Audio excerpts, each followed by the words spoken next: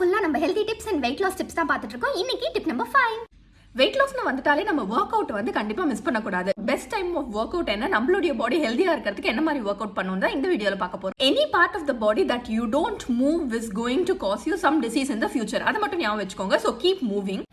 Any time between morning 6 o'clock and 10 o'clock வந்து best time for workout. Because நம்ம workout பண்ணி முடிச்சோன்னா அதோட எனர்ஜி வந்து நம்மளுக்கு த்ரூ அவுட் த டே வந்து ரொம்ப யூஸ்ஃபுல்லா இருக்கும் நம்மளுடைய அதர் கோல்ஸ் வந்து ரீச் பண்றதுக்காக.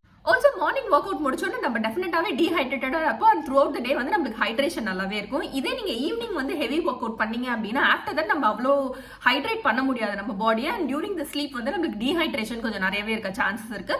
அண்ட் எந்த ஒர்க் அவுட் வந்து நீங்க லாங் ரன்னுக்கு வந்து பண்ண முடியுமோ அந்த ஒர்க் அவுட் வந்து சூஸ் பண்ணுங்க. அண்ட் அதை வந்து நேச்சரோட கனெக்டடா இருக்க ட்ரை பண்ணுங்க. முன்னாடி வாக்கிங் பண்றது, ஜாகிங் பண்றது, அந்த மாதிரி யோகா பண்றது, நேச்சுரல் என்வாயர்மெண்ட் லாங் ரனுக்கு உங்களால் கேரி அவுட் பண்ண முடியும். அந்த மாதிரி ஒர்க் அவுட்ஸ் வந்து சூஸ் பண்ணுங்க. ஹோப் இந்த வீடியோ உங்களுக்கு யூஸ்ஃபுல்லா இருக்கும் நினைக்கிறேன். நெக்ஸ்ட் இப்போ உங்களை மீட் பண்றேன். Bye for today.